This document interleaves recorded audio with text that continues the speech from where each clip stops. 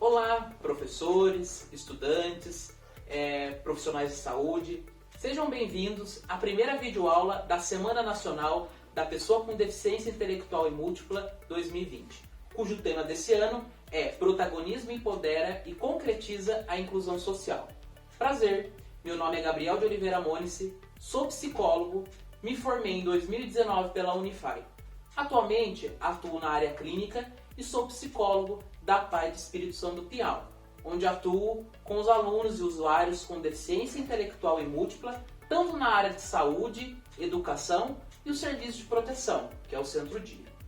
Bom, hoje a minha proposta é introduzir e conversar um pouquinho com vocês sobre o que é a deficiência intelectual. Tá? A gente vai falar um pouquinho aí dos critérios diagnósticos, sinais, entre outras coisas. E principalmente eu quero trazer para vocês algumas dicas de como ajudar uma criança com DI, tá? Então espero que vocês gostem e acrescente na formação e no conhecimento de vocês, tá bom? Então vamos lá, vamos falar um pouquinho aí de deficiência intelectual.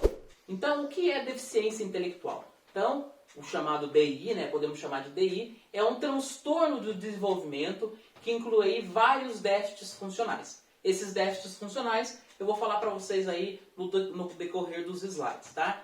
A deficiência intelectual, né, é um transtorno caracterizado por um resultado de QI, que é o quociente de inteligência, muito baixo. Isto é, a principal característica é que a criança com DI, ela apresenta um nível de comportamento e um nível de cognição muito abaixo da sua idade cronológica. Então vamos pensar assim, uma criança, por exemplo, que tem idade cronológica de 8, 9 anos, ela vai apresentar um perfil de comportamento, um perfil de cognição de uma criança aí de 5, 4 anos de idade. E devido a isso, ela acaba apresentando dificuldades importantes na área de funcionamento do seu cotidiano e dificuldade para atingir aí padrões do seu desenvolvimento e socioculturais. Então isso, né, no geral, é a deficiência intelectual. Então definimos aí o que é a deficiência intelectual. Agora eu queria trazer para vocês um pouquinho dos critérios diagnósticos do DSM-5. Tá? O DSM-5 é esse livro, né, esse manual aqui do lado. Tá? Ele é um manual de diagnóstico estatístico de transtornos mentais. Tá? Ele é feito pela Associação Americana de Psiquiatria para definir como é feito o diagnóstico de transtornos mentais. Então é muito usado por nós psicólogos, médicos e terapeutas ocupacionais aí para diagnóstico. Então eu trouxe para vocês aqui a definição da deficiência intelectual segundo o DSM-5. Então olha lá, o que ele fala para a gente? Que a deficiência intelectual é um transtorno com início no período do desenvolvimento que inclui déficits funcionais, tanto intelectuais quanto adaptativos, nos domínios conceituais, sociais e práticos. E ele traz para a gente aí alguns critérios de diagnóstico, né, que deve ser preenchido aí para identificar a deficiência intelectual.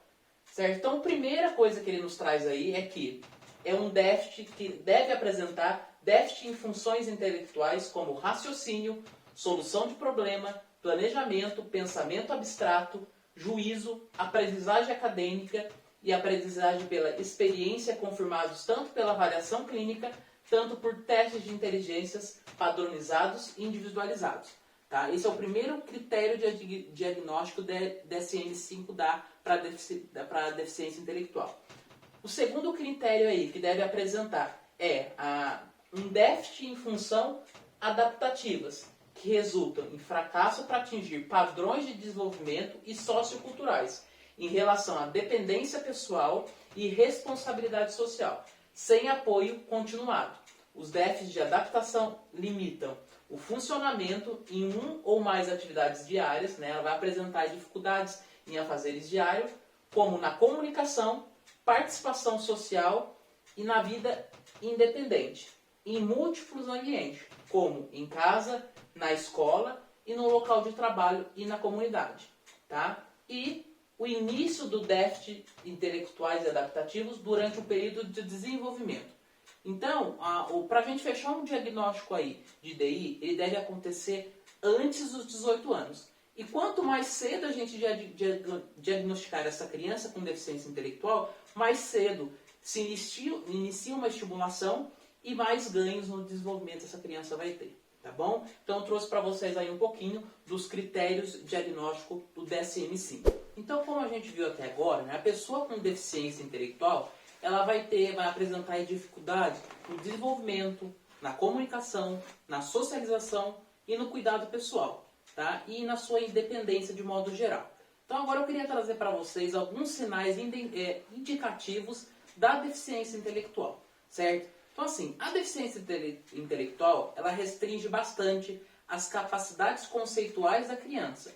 Portanto, essa criança ela vai apresentar muita dificuldade para começar a falar, tá? E quando ela aprende a falar, ela tem uma maneira muito particular e às vezes difícil de entender, certo? Ela vai apresentar aí problemas muito perceptíveis na atenção e na memória, bem como também no seu desenvolvimento motor. Então ela vai demorar mais para sentar, ela vai demorar mais para engatear e também para andar, tá? Isso aí é alguns sinais indicativos aí da deficiência intelectual.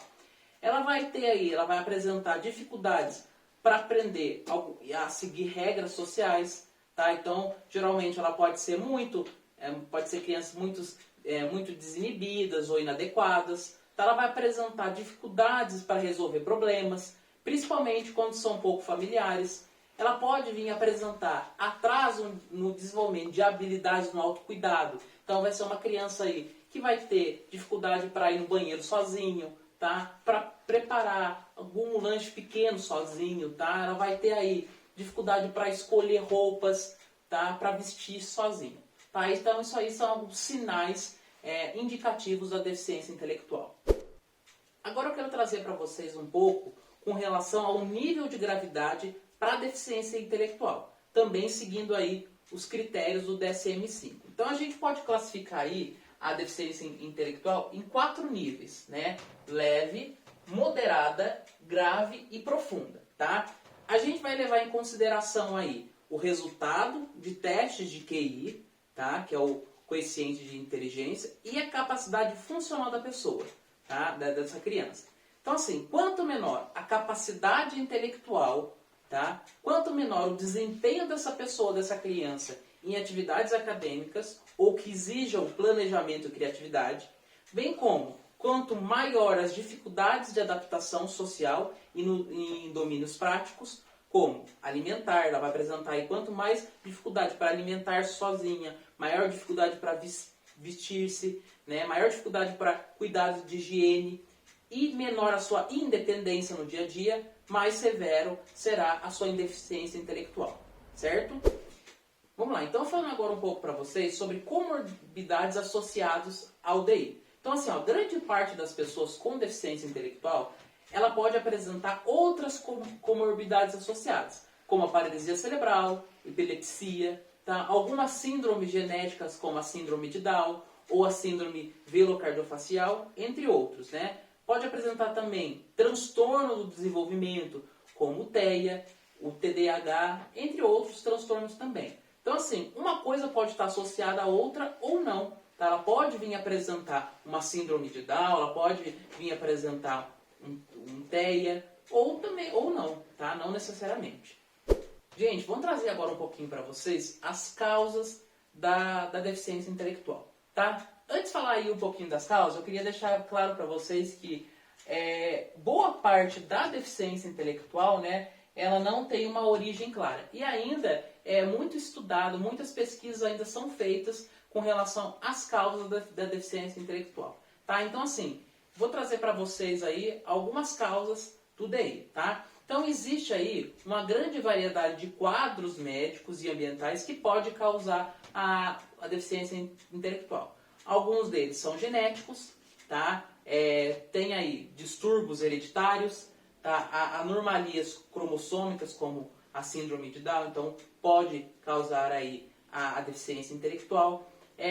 Pode ter algumas causas que podem ocorrer durante a gravidez, tá? Que vai ter aí a desnutrição materna grave, infecções por vírus, por exemplo, a rubéola, quando ocorre um desenvolvimento anormal do cérebro, tá? Ocorre aí quando ocorre talvez uma pré-eclâmpsia, outras causas aí que podem ocorrer durante o nascimento, pode ser uma falta de oxigênio, tá? Uma prematuridade extrema, né? O bebê nascer muito antes da hora. Outras causas também que podem ocorrer após o nascimento, tá? Pode incluir aí infecções no cérebro, como a meningite, traumas cranianos graves, desnutrição da criança. Pode ocorrer também aí uma negligência ou abuso emocional muito grave, tá? Outras possíveis causas também é quando a mãe utiliza álcool e droga durante a gravidez. Enfim, igual eu falei para vocês, ainda tem muitos estudos acerca sobre as causas da deficiência intelectual. E muitas vezes aí, parte da deficiência intelectual, ela não tem uma origem clara. Com relação ao diagnóstico e o tratamento da deficiência intelectual, tanto um como o outro, ele requer avaliação e intervenção por meio de uma equipe multidisciplinar. Então, ou seja, de várias áreas aí. Então a gente precisa aí de médicos especialistas na neurologia, na psiquiatria, como psicólogos, especialistas aí na deficiência intelectual, na fonoaudiologia, a fisioterapia e a terapia ocupacional. Tá? Para fechar aí um diagnóstico de deficiência intelectual, precisa desses profissionais aí que vão saber fechar um diagnóstico correto. E também o tratamento dessa criança, as intervenções também são feitas por essa equipe aí multidisciplinar. Então, pessoal, eu trouxe para vocês aí e falei um pouquinho sobre a deficiência intelectual. Tá? Espero que vocês tenham entendido. Tá? Eu queria trazer agora para vocês algumas dicas preciosas aí, dicas para como ajudar uma criança com deficiência intelectual. Então vamos começar falando um pouquinho dessas dicas, tá? Primeiro, a gente tem que pensar e lembrar que cada indivíduo é um ser único, tá? Portanto, a gente tem que conhecer essa criança, descobrir o que essa criança tem de melhor a oferecer para você, tá? É importante também conhecer o histórico terapêutico, né? O histórico escolar e pessoal de cada indivíduo. Então, outra dica também é o quê? Aprender o máximo que puder sobre o seu aluno, tá? Como ele se comporta, né? Descobrir suas habilidades, seus gostos, suas potencialidades, certo? Porém, assim, você não pode esperar que esse aluno ele vai agir todo dia e sempre da mesma forma. Nós sempre estamos em evolução. Então, o seu aluno também muda constantemente, assim como as suas características. É legal, né, quando você tem o contato aí com uma criança com deficiência intelectual, você criar uma agenda, né, como se fosse aí um diário, um registro de comportamento dessa criança, um registro aí das suas habilidades. Isso é muito importante para quem está iniciando o trabalho com uma criança com deficiência intelectual, para começar a observar essa criança no dia a dia. Agora eu quero trazer para vocês algumas dicas de como ajudar a criança com deficiência intelectual, mas no âmbito assim pedagógico. Tá? Então vamos lá. A primeira dica seria, né, os objetivos pedagógicos, ele precisa sempre estar ajustado às habilidades que a criança possui, tá? E não ao que seria esperado que ela tivesse para a idade dela, tá? Então assim, observar quais são as habilidades que aquela criança possui, tá? E dar um foco de atenção para essas habilidades. Tá? É importante, adapte conteúdos, materiais, brincadeiras e atividades para que a criança ela tenha acesso a tudo, a fim de que essa inclusão desse processo dela seja um processo de socialização com os seus colegas e mantenha contato com os mesmos. Tá? É importante esse contato, essa socialização e essa inclusão dessa criança. Tá? As tarefas, né? Com relação às tarefas, elas devem ser divididas em pequenas partes, tá? Com instruções claras e curtas. Isso é muito, muito importante, tá? Quando você vai dar uma tarefa para uma criança com deficiência intelectual, ela tem que ser uma instrução clara, curta, porque às vezes a percepção dela não vai ter um foco de atenção tão grande. Então tem que ser clara e curta, tá? Não confunda o aluno com instruções longas ou complexa, tá? Dá uma instrução de cada vez, um passo de cada vez, né? Então, seria essa algumas dicas aí de um âmbito mais pedagógico, tá? Ainda aí falando de questões pedagógicas, ó. Quando um pequeno passo ele é alcançado e consolidado, o próximo é inserido, tá? É um passo de cada vez, certo? Em alguns casos aí vai ser necessário trabalhar com muita repetição e frequência das atividades, tá? Para auxiliar essa criança a memorizar o seu objetivo, o que você quer trabalhar com ela, tá? É muito importante aí ensinar essa criança de forma prática, de modo que as atividades elas sejam funcionais e naturais, né? Que tenha uma funcionalidade e que seja natural para essa criança, tá? Envolva aí todos os órgãos de sentido dessa criança, tá? Seja aí através de sons, desenvolva atividades aí que tenha sons, imagens, texturas, tá? Realiza aí atividades de estimulação. Isso é muito importante para uma criança com deficiência intelectual. Agora eu quero trazer para vocês, né, algumas dicas no âmbito aí comportamental, tá bom? Primeira dica aí, estabeleça uma forma de comunicação que possibilite as respostas do indivíduo, tá? Que a criança te entenda e também que você entenda essa criança. Então, por isso, uma das primeiras dicas lá é a observação, tá? Observar como essa criança se comunica e como ela também entende a sua forma de comunicar com ela. Tá? Isso é muito importante. E para isso também, fazendo uma ponte entre essa forma de comunicação, o uso de dicas visuais, de uma rotina bem estruturada, são passos muito importantes, tá?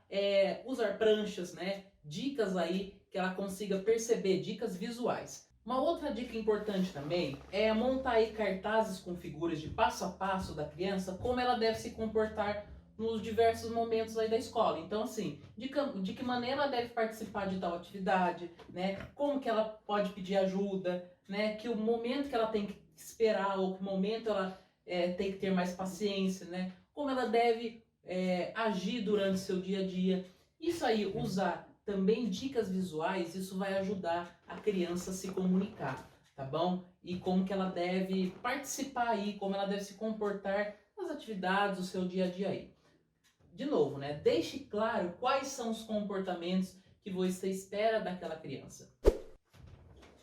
Ainda falando aí de algumas dicas de como ajudar a criança com deficiência intelectual, né? No âmbito aí mais comportamental, né? Talvez essas dicas aqui sejam as dicas mais importantes de todas essas dicas que eu estou trazendo para vocês. Tá? Seria assim, ó. Para cada pequeno avanço e comportamento adequado, desejado, dê um feedback positivo imediato, né? Elogiando sempre. Diga especificamente o que ela conseguiu fazer corretamente. Ofereça algo que ela goste como forma de reforçar o comportamento desejado. Então a gente chama isso aí na análise do comportamento como reforço positivo. Então ela fez algum comportamento, ela fez algo desejado, né? Que para você é positivo, que você quis ensinar que ela fizesse ali aquele comportamento, imediatamente você vai oferecer para ela algo que ela goste, tá? Isso aí pode ser um estímulo aí através de um elogio ou algo que ela goste, tá? Então você vai reforçar esse comportamento dela, tá? Então isso é muito importante. Então um exemplo aí na questão aí de propor uma atividade ou um exercício para essa criança, né? Vamos supor aí que você quer propor uma atividade que ela faça um exercício na mesa, tá? Você vai começar a apresentar algo que ela goste muito para ela trabalhar na mesa, certo? Então vamos supor que essa criança aí, ela gosta de pintar ou ela gosta de fazer determinado jogo, né? Ela gosta de jogar aí um jogo da memória, né? Primeiro você apresenta para ela a atividade que você quer propor, tá? A proposta de atividade que você quer trabalhar e logo em seguida oferece a atividade que ela gosta muito, que é pintar ou o jogo aí de memória, o jogo da memória, tá?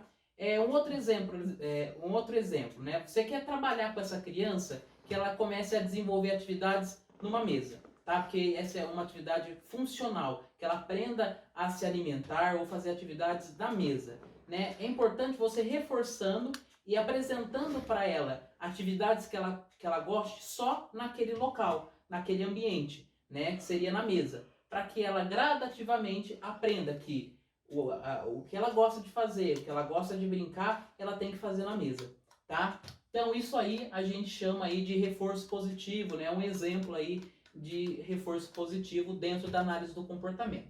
E quando a gente fala de reforço, a gente tem que observar o que é reforçador para essa criança, né? É aquela questão, o que ela gosta. E lembra, o que é reforçador para uma criança, talvez não é reforçador para outra. Então a gente tem que observar. Às vezes, um elogio pode ser muito reforçador para uma criança, mas irrelevante para outra. Então é importante, quando a gente for trabalhar com essas questões de oferecer algo que ela gosta, observar o que ela gosta, tá? O que é reforçador para essa criança, tá?